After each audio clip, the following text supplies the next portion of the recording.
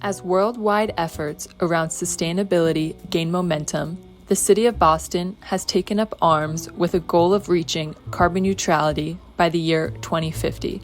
And currently, about 1/3 of these carbon emissions come from the transportation sector. While Boston's widely accessible public transport options help decrease emissions from individual car use, and eco-friendly electric vehicles are growing in popularity, an even more effective strategy would be to decrease reliance on motor vehicles overall and instead promote walking and non-motorized forms of transportation. But how do we encourage walking and biking on streets that were designed to prioritize motor traffic? By using the 15-minute city model as a guide for pedestrian-friendly streets, the neighborhoods of Boston can provide their residents the opportunity to significantly reduce reliance on motor vehicles without sacrificing convenience. The 15-minute city is an urban model that provides all residents with the opportunity to access daily necessities such as schools, grocery stores, and parks, all within a 15-minute walk from their residences. This model proposes a strategy of redesigning streetscapes, creating accessible mixed-use commercial spaces, and offering diverse housing options for a variety of lifestyles. By examining existing neighborhoods, we can gather crucial information on which areas of Boston are the closest to the ideal 15-minute city goal.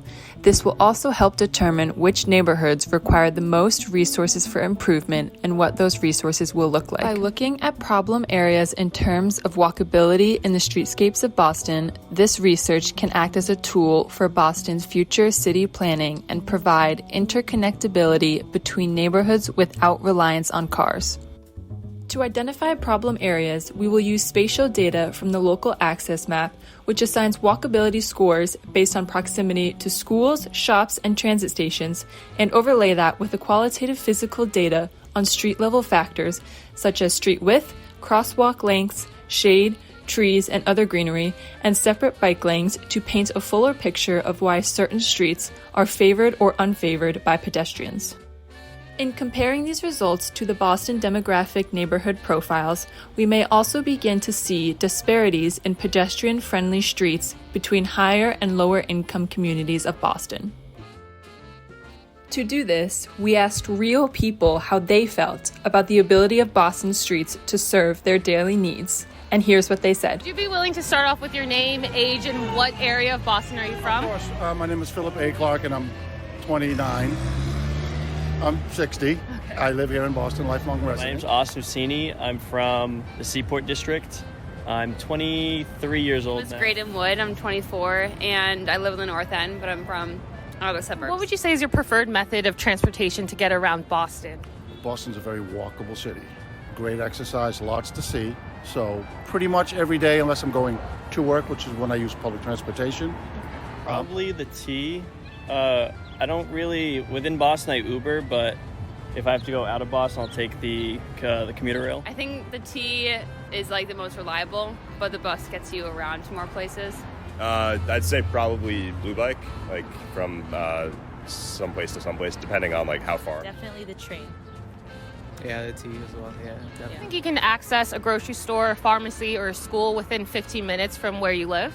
Yeah, it was like a Trader Joe's, like 10-minute walk probably from my apartment. Yes, I live right in the North End, right here.